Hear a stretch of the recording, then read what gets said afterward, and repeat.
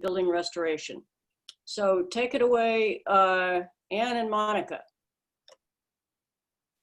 Except you have to unmute yourselves, please.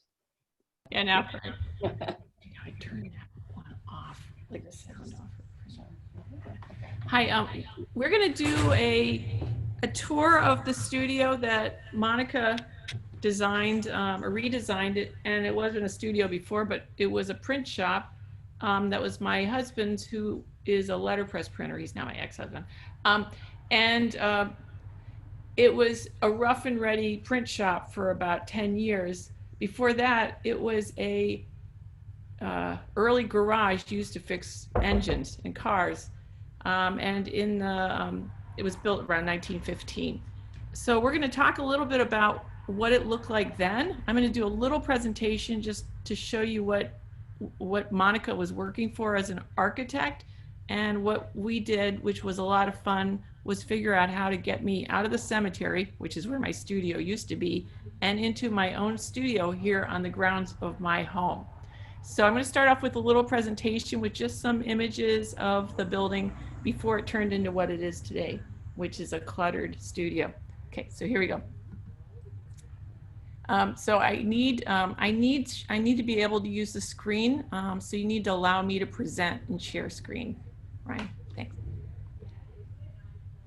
And then I'll be ready to share my screen.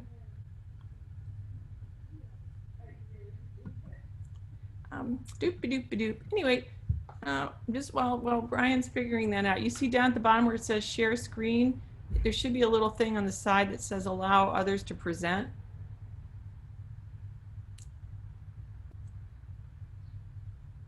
I'm still not able to. Brian, you doing it? Just go down to the where it says share screen. It should allow you, if you're the host, to allow me to present.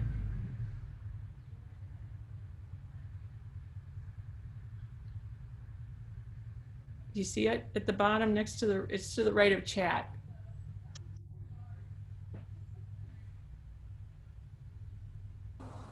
I got the share screen, but I don't see how to turn it over to you. There's a little click, there's a little thing on the right of that, a little kind of tab, and it should allow you as host to allow others to present.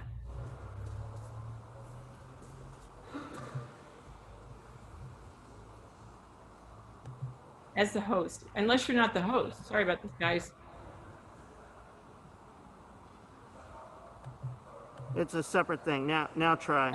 Okay, yay. You did it. Far out. Okay. Is it working? I can't even tell. It is. It is working. And I'm going to share a presentation. It's short. I promise you that. So, I'm going to go back up for a second. I'm going to show you where I live.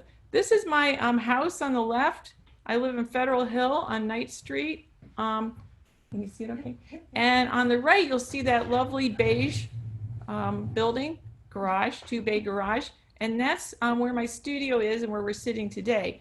But when we were talking, Becky and I were talking, she wanted to talk a little bit of how I ended up where I was to where I am. So I'm going to talk really briefly about my move from my keeper's house in Grace Church Cemetery into this beautiful studio, which doesn't look so beautiful there. So my studio was in Grace Church Cemetery at the like the joint between Broad and Elmwood. It's right in Trinity Square. Its address is 1 Trinity Square. And I had my studio there for about 8 years. It was hit by a car about 6 years ago, I don't know, a few years ago. And it was almost condemned. It was basically raised off its foundation. So during that time, I was really without a studio. And so I knew I couldn't get back into that building anytime soon. But at that point, I was doing a lot of work and research on particularly marble gravestones and the imagery of the 19th century. So there's me from an article on that. I look really happy. Anyway, that's a stone, Polly Jacobs, who's buried there. I also did a lot of research on the marble industry and the kind of sources for 19th century gravestone imagery. So on the left is a 1910s photograph from a glass negative I found of a guy carving a headstone, an Italian carver up in Vermont. And on the right is one of my prints from an image, a stone from Grace Church Cemetery. So I was doing a lot of prints. I was doing paint studies. I was doing sandblasted pieces in glass. That's about 5-foot diameter piece on your left, and a little oil painting study on the right from my work in the cemeteries throughout New England. I also did a piece that's a memorial to the women who had their studio, their dress studio on the Tarochi House, Prentice Kendrick, over on Broadway. That's a recent piece, which is a memorial to the two women, Anna and Laura. And you can see I'm plugging for my daughter doing work. She's putting up a mirror that I sandblasted with a stone guy for that piece that's in the house. So I want to make it brief because I want to talk more about this studio and Monika's work here. I'm going to show one more picture. This is one or two. I've done some work with embroidery as well, especially when I was without a studio. I started embroidering because I couldn't really paint. I didn't have a place to print. And I did some exhibits of my embroidery work. The one on the left is a small beadwork piece, and it's part of a poster from an exhibit I had in California on both my research and my artwork. And on the right are two other pieces that are based on memorial designs from Vermont Marble Company. The top one's called Silk Shading. It's a gift to my niece, so those are the monograms. And then the bottom one was another pattern from Vermont Marble in goldwork embroidery. Okay, so we're back to this building. So when I didn't have a studio and my husband didn't have his print shop there anymore, it seemed like a good time to make some changes in my life. So Monika and I would sit in the backyard here on Federal Hill. There's my house, and the backyard is right there. And we'd scheme about what we could do with this building. So we weren't sure what was underneath. I had some suspicions but it had its asphalt shingles on the top. It had its original wood trim. And it was like I said, a 1910s to 20s early machine shop garage that was separate from this house. It was combined with the house property in the 1930s to 40s. But they bumped out the front and the back of the building because cars got bigger. When we started our work, there were still pulleys in it left from when engines were pulled out of the cars in the shop. So Monika and I are going to tag team here. The first thing, of course, we had to do was rip everything off to see what was underneath those shingles. So that was our first step. And then we had to come up with some planning. And I'm going to kind of open up this just for a second because I want to maybe let Monika talk a little bit about some of the work that, sort of the scheming she was doing behind the scenes. So I'm going to show you a couple more pictures of the condition of the building once we ripped off the shingles. This is a side view of the garage. We had two little skylights in there, a pretty rough little crawl space up above, and a concrete foundation floor inside. Underneath the shingles was this rough hewn kind of sub walls, and not a lot of insulation. Here's the back. I can't believe when I look at this. And this kind of wonky door my husband put in, and it never quite squared up. And it was definitely had like tar paper over it. So this is what we started with. The side we're not showing looked pretty good actually, so we weren't going to show that side. So Monika may want to talk a little bit about her thinking about this, and then we'll show you what happened. Yeah. Okay, so so one of the first things after Anne and I kind of talked about, what she wanted from this little building, what she intended to do inside of it, and so of course that was kind of the easy thing, is to just come up with ideas. The one part that wasn't so easy was to so Anne's property is part of the historic district. It's like a spot district that she had signed up for several years ago. And so what that means is that anything that we did to this building, we had to go before the Providence Historic Commission, and they would review our design and give some feedback and see that make sure that they approved of what we were doing. And so we had gone before them, and they can be a little tough sometimes. And so they had given us some feedback, which they often do. And then we took some of their suggestions and did a few tweaks of the design, and came back, and they were happy with the final design. And so what we were really looking for, and what Anne was mostly looking for, was a lot of light quality, which, it's a studio, and it just needs to have a lot of light.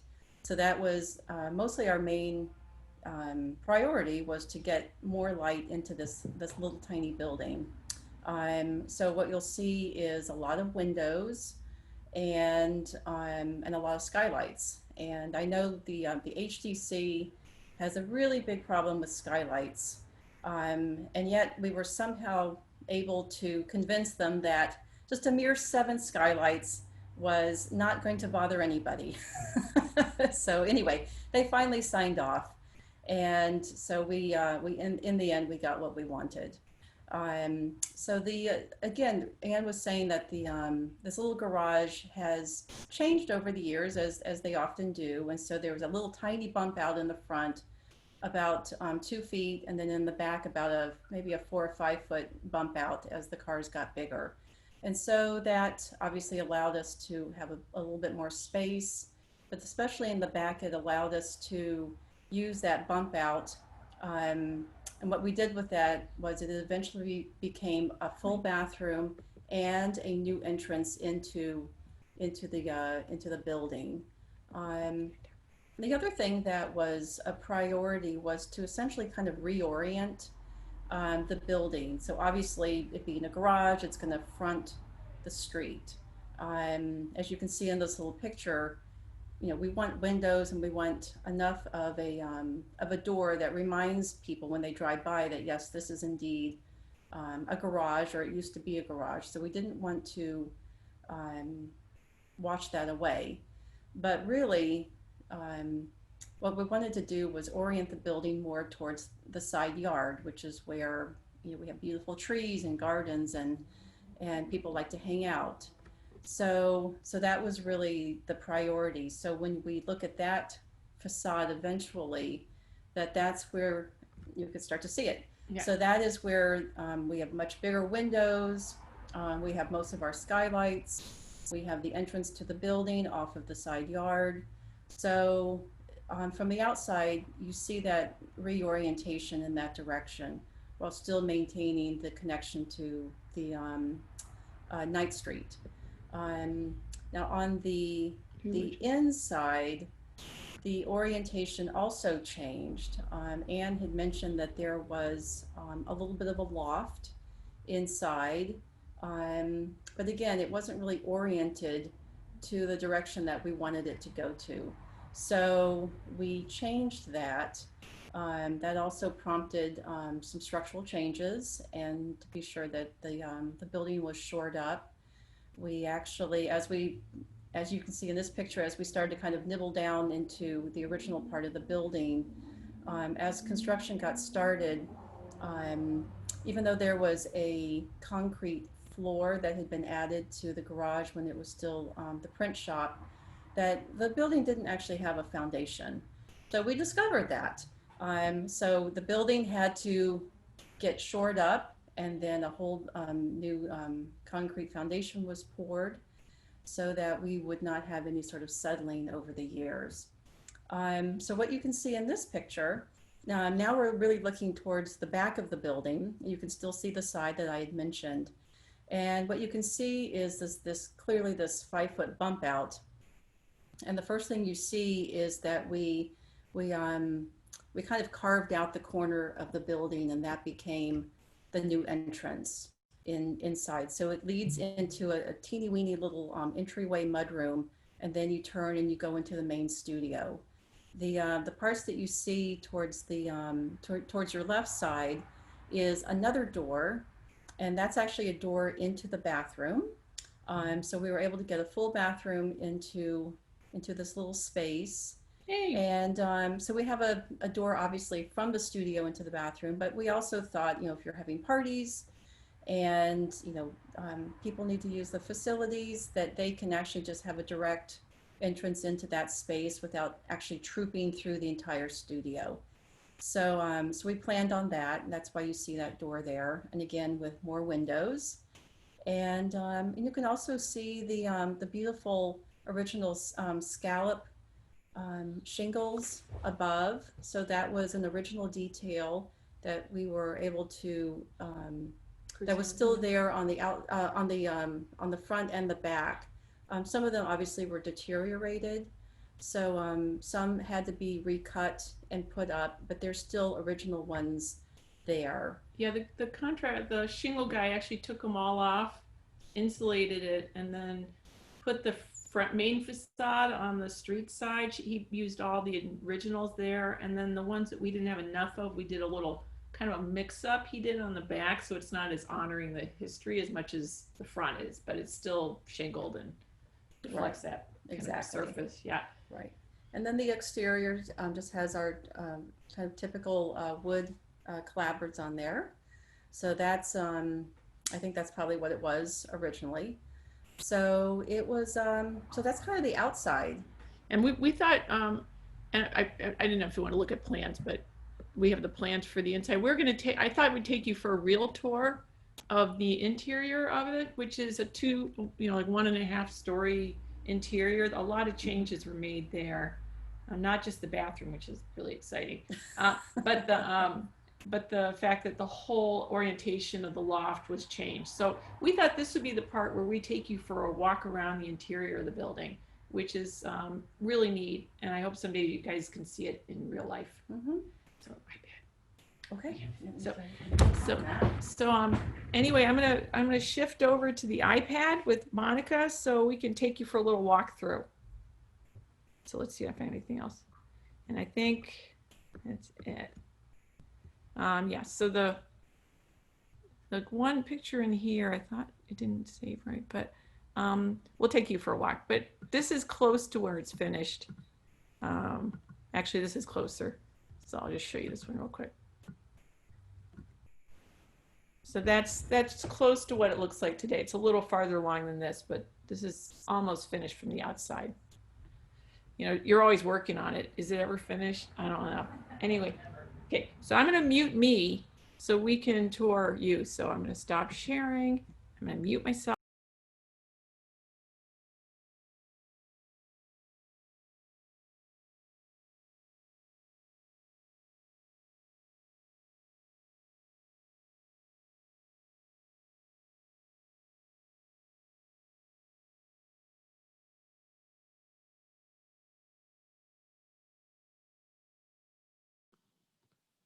There. Oh, whoa. Okay. Can everyone hear me? Just yes, maybe so. Okay. Let me stop having you look at me because I'm not the interesting person here. Let's see. I'm also not very technically adept. I'm a little better, but not much. Okay, let's see if we can do this. This is going to be a great recording. Let's see, camera. Yes. Let's turn this. Oh, yeah, there you go. Oh, yeah, so much baby. better. Okay, not looking at us. You want to look at us. We need to see us, but here we are. Okay. All right, are we good? Content. Yeah, I just want to make it so it can see us. Okay, that makes it a little easier. It's still not. Okay. All right. Okay, so we're in our backyard right now. I'll go out here. Okay. All right. Yes, there we go. For scale. All right, so there's Anne, and we're in the backyard. You can kind of see our neighbors. And then I'm just going to walk over here and kind of give you a sense. Okay, so there's Anne, and you can kind of see up. So actually the window you see at the top, now Anne had some ideas about wanting to be out on this little piece of roof someday. And of course, the building inspectors weren't terribly keen about that idea. So they said that we were not allowed to put in a door. So we did the runaround and just put in an extra tall window that just happened to be a few inches above the top of the roof. So you can see where we're going. The runaround was that we put in the big window. It opens right up because it's a casement, and out you go onto the roof. So Someday it'll have a deck. exactly. So anyway, so this is this is our little door into the bathroom. And you know, it's a tight little space, but it does the trick. It works. We have a nice little shower over here. It's a round one and it has pebbles. We've got a beautiful pebble floor. And again, always the windows. And then, because again, we've got a very tight space, we also used a lot of pocket doors, which is one of my favorites. Again, it's a French door, which means it always lets in the light. Okay, we're gonna I'm gonna come on over and first show you the little entrance. Monica, we're sideways. Oh yeah, we gotta rotate here. Okay, here I am. Oh well. Yeah, we're Okay, gonna. are we better now? Is it better? I hope so. Yes, yes, it's better. Okay, so actually I'm going to come outside again and then show you the entrance to the studio. So this was the corner that we actually carved out. You can see the roof, that's the original roof. So we carved out this space so that we actually had a natural overhang. And then we come into, again, we've got the beautiful pebbles on the floor. And then we come in and here is the studio. Here's the wall of windows. Here is our little tiny kitchenette. And then we look up and we see all of the skylights. And then we come around and this is where you can see that the loft, we reoriented the loft so that it was facing all of the skylights and the backyard. And as you can also surmise, we have glass floors. Monika? Yeah.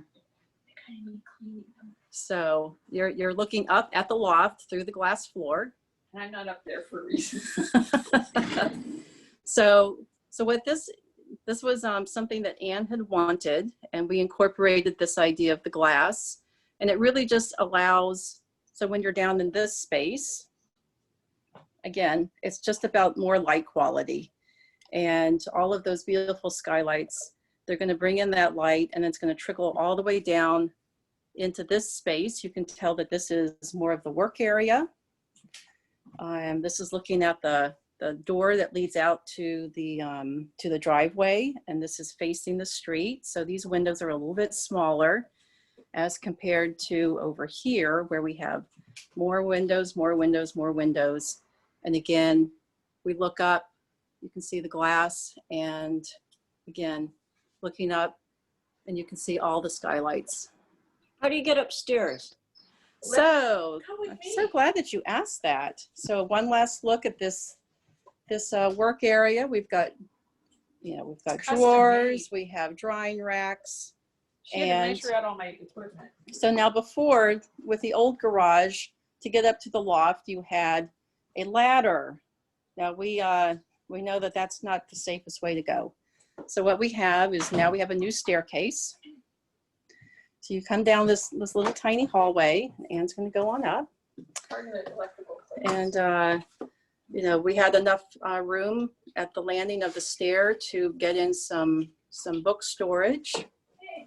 So Still getting rid of books. Anyone wants some books? So we're going to come up here. Again, you can kind of look out onto the workspace. And I'm just going to kind of show as we come up. So we come up the stairs.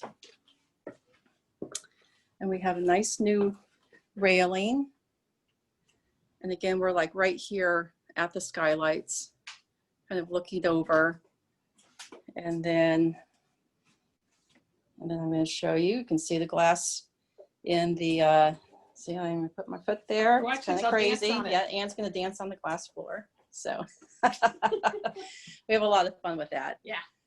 Here's again more workspace My for sewing embroidery. projects and embroidery. I have this piece I can show you real quick. My blackwork piece I'm finishing. Wow. Rate.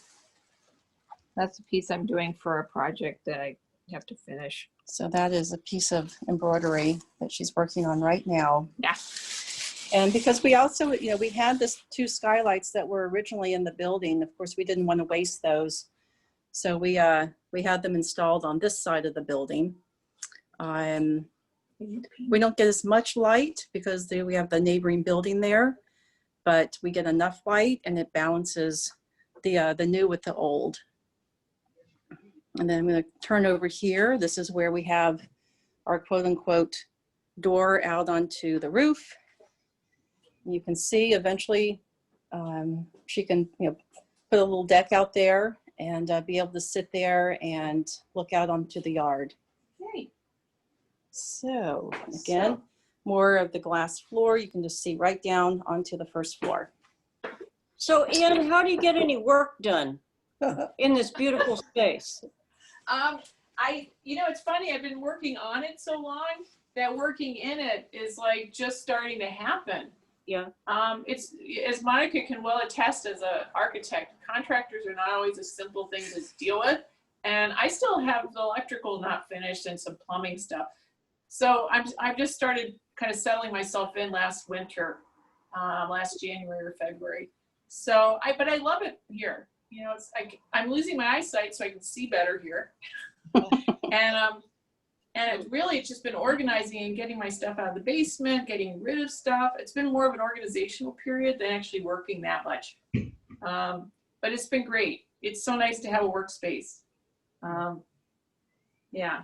Thank you, Monica. Mm-hmm. So, and Ann's also, as you can see over here, there's a little spot for guests to stay over, and that has happened, I think, 2 or 3 times. So it's just a nice place for people to be able to hang out. Clearly when, as I can attest, hanging out in the yard and being able to listen to music and be with friends, that having, a space to serve food, to just, I guess just be a little bit more a part of the yard. It's a lot easier on the first floor. I'm not sure if she'd mentioned Ann lives on the 3rd floor of her home currently. And so we've been used to trooping up and down those stairs. And so having this space on the ground level is a real big plus. And as you might suspect that, over the years, again, with the ground floor space, is that it's going to be accessible for many years to come without having to even go up a single step just to get into this studio. So it's really going to, serve her purposes for a really long time. Ann, what do you think? Yeah, I think, Monica's it's been really fun working on this with Monica. Like, I'd be like, can I get glass floors? Sure. And then I just do some research. It was like having Christmas every day when I have a conversation with her. But it's been a challenge. But I do think that if I can get it approved eventually, and when I'm really old, I'll probably move to the 1st floor. And then when I get really incapable of stairs, I'll just move in here. So I'm planning my whole kind of trajectory of portability. But Right. Yeah, I love it. It's Yeah. beautiful space. Right. In terms of staying long term, we did actually plan this, starting from it being the idea of a little house. So it's already been pre-planned to be essentially a stay-in-place type of space.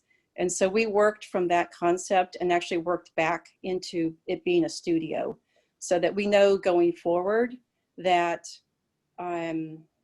it could actually be a living space down the road. Yeah. Yeah, I can go there. What's that? Eat it. Well, you know what we're gonna do? We're gonna turn me back on and turn off that, I think, so we can. Okay. If there's any questions, then that way. All right, and we're going to do the switcheroo now. Okay, so okay, so you just turn off that one, I think. It's our full back.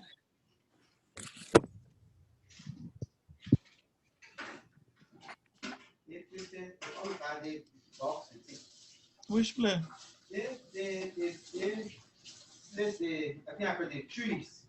Mm-hmm. Oh, okay. So I see a couple of people have unmuted themselves. Hi, we're back at our desk together, Right. sitting in space. Any So- questions? Anyone? How do you heat it? Wait, She's muted. That's not us, I don't think. No. Did you hear that question, Ann? No, I couldn't hear anything. Okay, the question was, how do you heat it? Oh, I have a natural gas. It's a Renai furnace. It's a direct from like A direct vent. It's just a very small unit that actually we could probably just, show you. yeah, it's super simple. It's not my. It's what we had in here for years. Let's see if I can get you to it. It's right here. It's a very high efficiency heater. What I wanted to have someday when I grow up and I have more money is have a heat exchange mini split, so it does heat and air conditioning, but I couldn't afford it, so I used what I had existing to keep it warm, because it's not as hard. I can put an air conditioner in the window and be okay for the hot days in the summer, and I do get a lot of circulation. I have a ceiling fan and stuff, so yeah, that's how we keep it warm.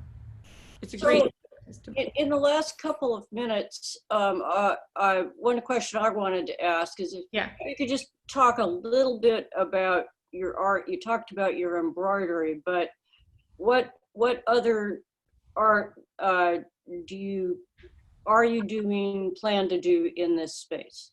Well, if you look behind us, you'll see that big rack over there. That's my drawing rack for my prints. What I do mostly these days is printmaking, smaller paintings, and embroidery. So I thought of the first floor as being the dirty floor, the sinks here and all that, and that's the clean floor. I mean, the one thing, being on a street like this, it gets pretty dusty too, but so you have to keep it pretty clean. But that's the thinking. So these tables are actually my tables from the cemetery that Grace Church gave them to me because they didn't want them anymore. So I moved them in here, and Monika built the kind of floor around the tables, the drawing rack, and the flat files. So there's sort of three sides to my work. One is the research I do on gravestones and history, and the other sides are making things related to that research. So, I'm working a couple hats in here and in my house, but upstairs is supposed to be clean. I try to tell Roma that when she's eating up there, and also, and down here is where it's not so clean. That's kind of messy right now too. So are there other people that have questions for Ann or Monika?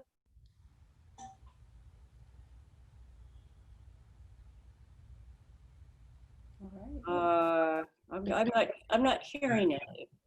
Anyone want to demute themselves? Yeah, hi. I was just thinking that this is a very, very beautiful space you've designed here, and I think one person who would love to see this recording is Elaine Spinney. She's the chef of the city meal site, but is also a very active artist. Oh, really? And, yeah. She does a lot of painting, and so I'm sure she'd love to see what you've got here. Yeah, it's pretty great. The thing for me, the only real issue for painting, and this is kind of a mistake because it is both kind of a living space and it's especially my studio, is that I'm a really messy painter. And if I were to start painting like I used to paint, the floors would have to be covered up. I would, and I need a lot of space. Printmaking. But don't you use drop cloths? You can't use drop cloths, yeah, but I'm not ready to go that route yet. When